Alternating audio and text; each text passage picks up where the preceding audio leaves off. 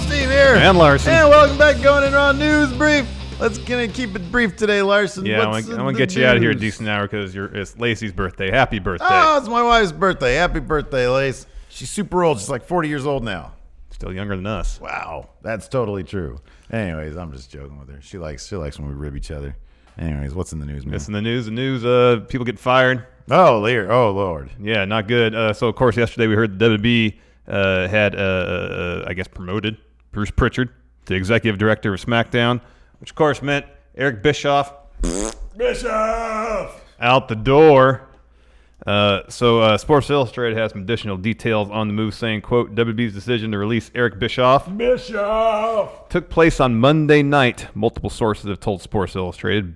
Bischoff. Yeah, who had been serving as executive director of SmackDown since July, that's about 3 months ago, was informed by Human Resources on Tuesday morning following a creative meeting at WWE headquarters in Stamford, Connecticut, that his services were no longer needed. Ouch. Man, Vince can come down to Bischoff's office and give him the bad news. Yeah. He had someone from HR do it.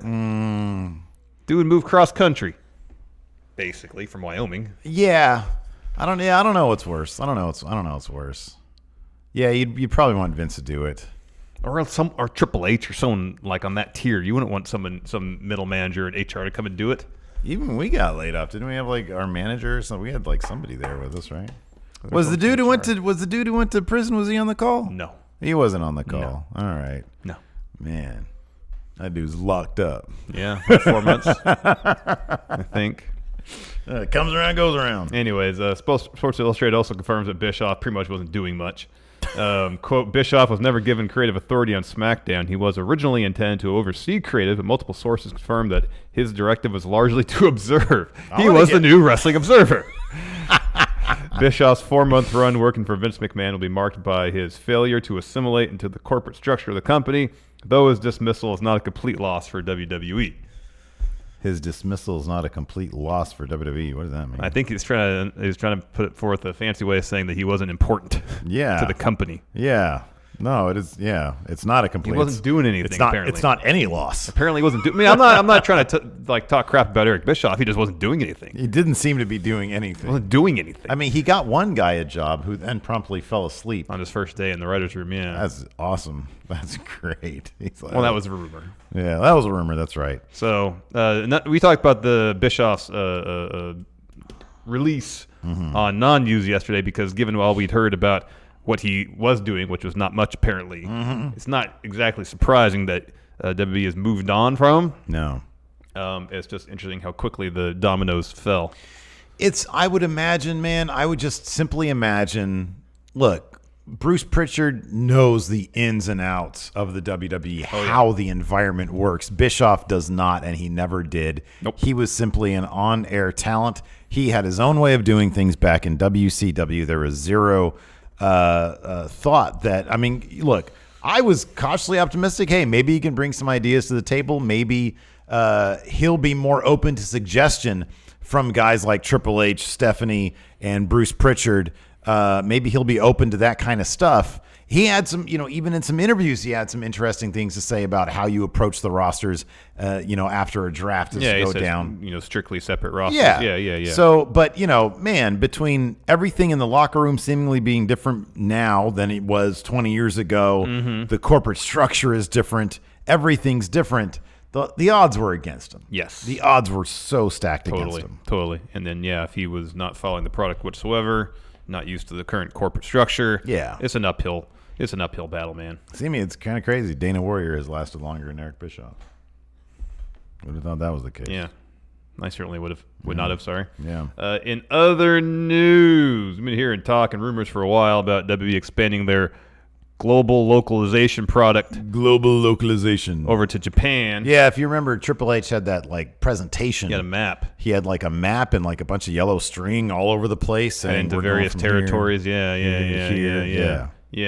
Anyways, the Wrestling Observer himself. Well, here, before you get to this bit from Wrestling Observer himself, I believe Sean Ross Sapp had a tweet saying some major announcement about Japan coming soon. Oh, wow, okay. I thought it was him. I think Meltzer was talking about it a little bit. Let me check on the Sean Ross Sapp thing, and you can do this. So anyways, there was a bit of a word starting to percolate. There might be an announcement this week about a possible NXT Japan. Dave Meltzer talked about the latest this week on a recent Wrestling Observer Radio, dropping a bombshell. WWE made a play at buying Pro Wrestling Noah. Apparently, the plan is to purchase an existing promotion in Japan rather than starting an NXT affiliate fresh. And thus far, it doesn't seem like WWE has a deal in place. So apparently, there were talks with Noah, but they fell through. Or Noah rebuffed them. Yeah, Meltzer also adds the plan now is to hire top Japanese talents to serve as coaches for a potential PC in Performance Center in Japan and work for the brand. But Meltzer wouldn't confirm who the talents were until he received confirmation. So that's pretty interesting. I mean, I guess I'm not. I would think with the way that there's so many wrestling companies in Japan that are so established. Yeah, sure. Not only New Japan, you have. I mean, Pro Wrestling Noah is one of the more recent ones. I think that was established in 1990. And then you have, like All Japan Pro Wrestling still around. Yeah. I think there's Big Japan. DDT Pro. There's a DDT ton of Pro, promotions over there. So trying to get your foot in the door, even with those initials WWE before your name, that's got to be tough. I also don't know if there's. I mean, I know there's shows that the shows that they run in Japan are fairly successful, but that is a far shot away from invading the territory. Yeah, I'm not sure, and I'm saying this is literally I do not know, culturally speaking, if their type of product. I mean, I know NXT is even different than the main roster, but if WWE coming into the territory, if there are already loyalties in place from the fan base. No, I prefer Noah. I prefer New Japan. I prefer All Japan. Yeah, WWE coming in and poaching some of the talents. I mean, they're probably going to be wanting to take from all the promotions. That might generate some resentment. Specifically one. Yeah. That might generate some resentment. I don't know. Or maybe they'll be completely welcome. I don't know. Yeah, I have no idea either. I'm sure maybe they've done a bit more research, or they're just like, hey, whatever, we're going to do it. This is something we want to do. I don't know. Hold on. I know this tweet somewhere. It's here. Anyways. Yeah, I don't know. I just don't know because I know they're moving. I mean, they seem to be moving quickly, though. I mean, it seems like I know it wasn't just yesterday that NXT UK started, but they've only had 2 takeovers there in the UK. Well, they've only been broadcasting the weekly show for about a year. About a year now, yeah. So I mean, it's still a pretty relatively new. What's the latest on Mike Kanellis? Did he ever? No, we don't know if his release was laughed off or. It's probably. I mean, if it was a sincere and legitimate thing and not an angle, I'm sure it was laughed off. They tell him to go talk to Triple H, and then Triple H avoids him. Probably. Yeah. It's probably the same thing as with Luke Harper. So while you try to find that tweet, it's in here somewhere, man. Okay. I am going to talk about the new WWE free agent signings. Of course, WWE's The Bump had the scoop on the newest free agent signings. So I'm assuming these are free agent signings coming from the world of outside the WWE, right? Impact, Ring of Honor, New Japan. Yeah, this is just all draft stuff, man. It's all kayfabe. I found it. Okay, go ahead. This is what Sean Ross Sapp had to say. It doesn't exactly relate to what we were saying, but it said, I've heard some kind of announcement of some kind of New Japan Pro Wrestling announcement is on the way this week, but I haven't found out what. Hope the Mox thing doesn't affect that negatively. So it was a New Japan thing as opposed to a broader Japan thing from Sean Ross Sapp. Oh, that was just the Moxley United States No, I think that title. Was post.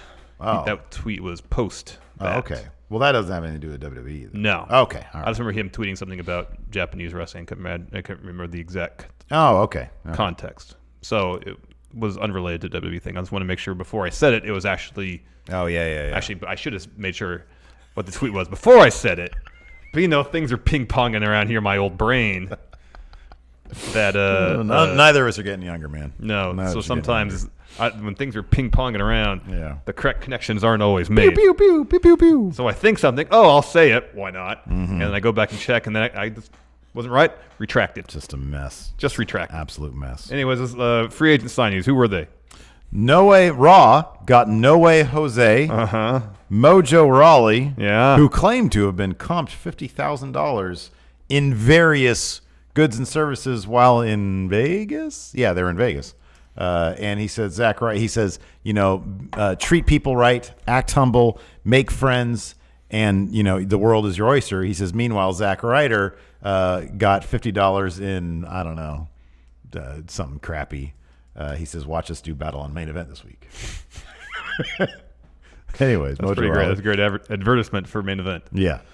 Sarah found it on someone getting free stuff and someone not. I think that's amazing. That's pretty cool. Sarah Logan, the Iconics, the aforementioned Zack Ryder and Kurt Hawkins, Luke Harper. So confirmed they've been broken up. Yeah. Him and Rowan. Cesaro, Fire and Desire, Dana Brooke and Drake Maverick going to SmackDown. It only took 3 years for Cesaro to finally get his wish to go to SmackDown. So, wait a second. So wait, Raw is getting No Way Jose, Mojo Rawley, Sarah Logan, correct, Iconics, yes. And Ryder and Hawkins. And then Luke Harper, Cesaro, Fire Meanwhile, Desire. Yes. Okay, sorry. Meanwhile, Luke Harper, Cesaro, Mandy Rose and Sonya Deville, Dana Brooke, and Drake Maverick are going to SmackDown. There's a space there now. Okay. That makes it clear. Thank you. Because I was like, these people are all just going to Raw and then going to SmackDown too? I don't get it. So Drake Maverick ended up going to SmackDown. That's good. Again, brain's not working right. I've got a period in the space. Sorry. It's okay. I watched a bit of. Hey, when you spend a day at the DMV, you're spent.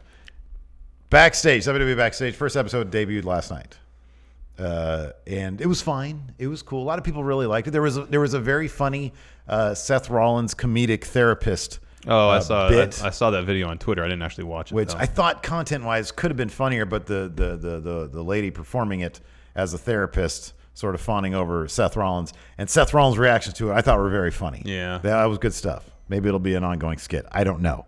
I thought it was good. And Triple H, the huge bombshell talent announcement was that Alexa Bliss and Nikki Cross were being traded to SmackDown for whom? Nothing. Future considerations and like possible picks or something.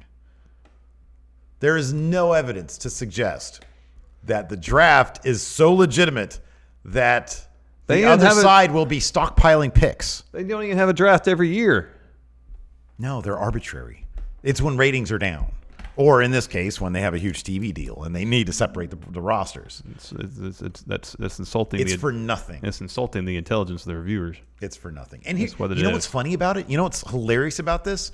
Is that at some point, let's say within the next 6 months, somebody will go from SmackDown to Raw. And it'll be the perfect opportunity to say this was in response to that.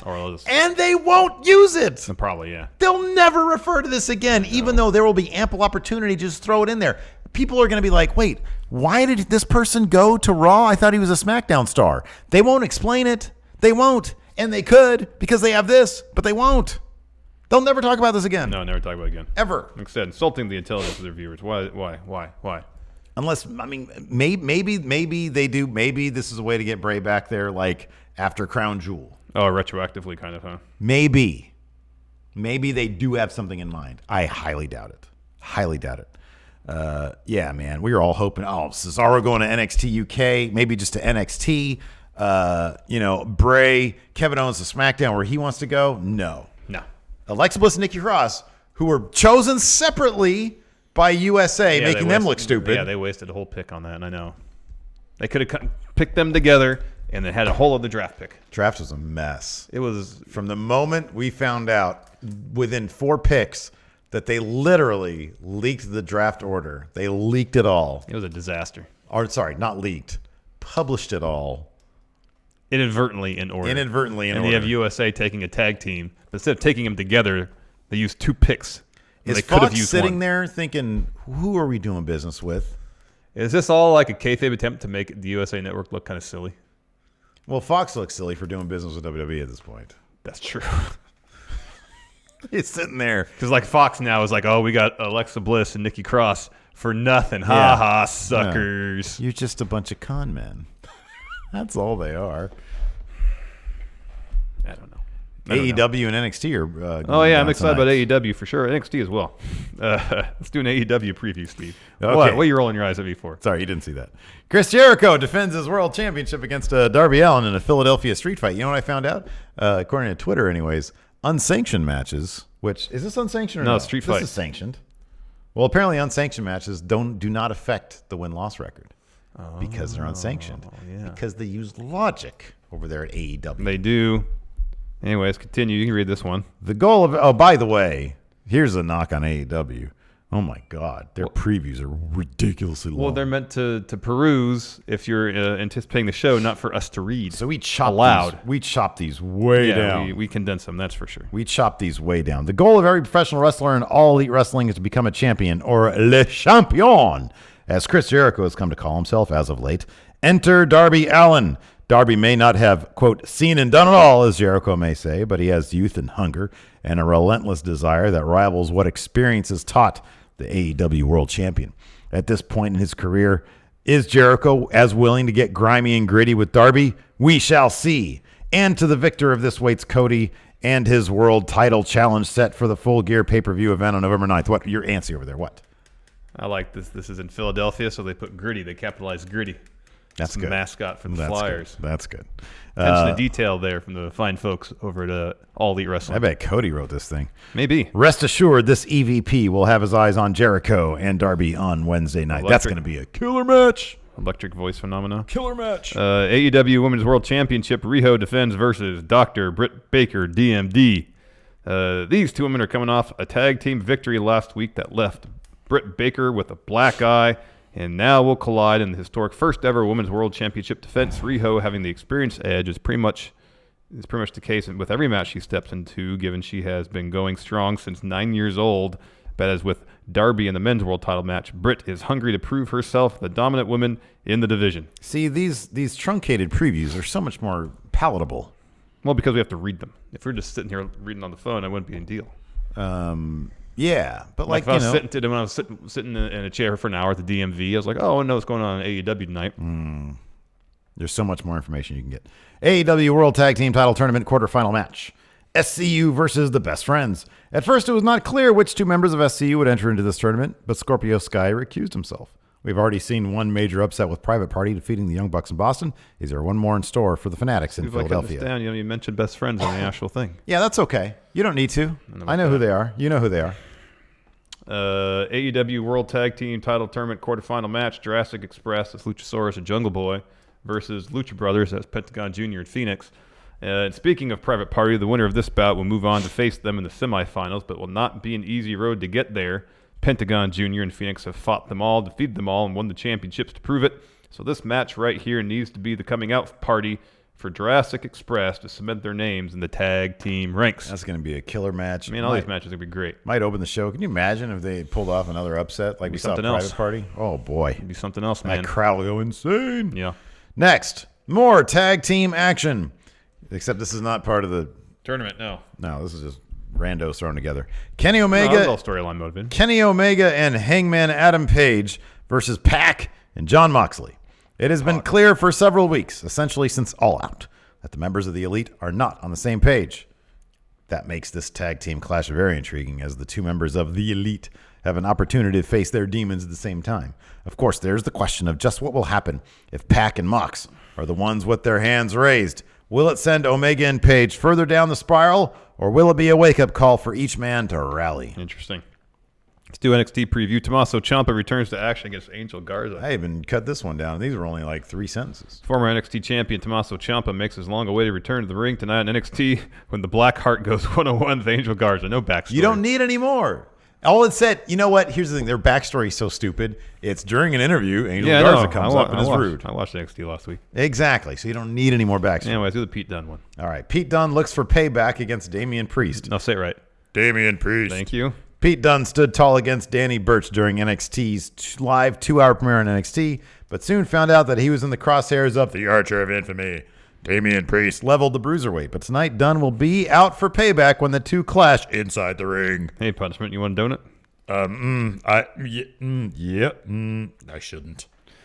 Keith Lee and Dominik Dijakovic square off in a rubber match. The epic rivalry between Keith Lee and Dominik Dijakovic will be settled when they square off in a rubber match tonight on WB NXT. Who will walk away with giant bragging rights in this king-size battle? Find out tonight. I should have taken out that find out tonight. My money's on Keith Lee. Yeah, I hope so. Because I think Dijak is too concerned with not being. Maybe he should be happy he's not in 2K20. Yeah. But he seemed put off that Feast Your Eyes, the finishing move, is in the game. Pero he is not. Nowhere to be found. Nowhere. Bummer for him. But probably, again, like I said, probably for the best.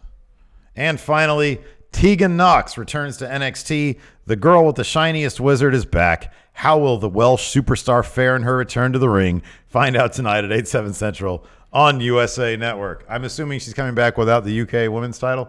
Did she fight Kaylee Ray for that on UK? I don't know if she that's did happened last yet. week. Oh, is that when it happened? Well, yeah. I Yeah, I don't think know it if did. happened yet. I haven't watched NXT in like No, neither. 2 weeks, 3 weeks. Anyways, that's it for today's news brief. Was that brief enough? I think that's perfect. It's perfectly brief. Cool. Thanks, everybody, for watching. Until next time. Talk later. Goodbye.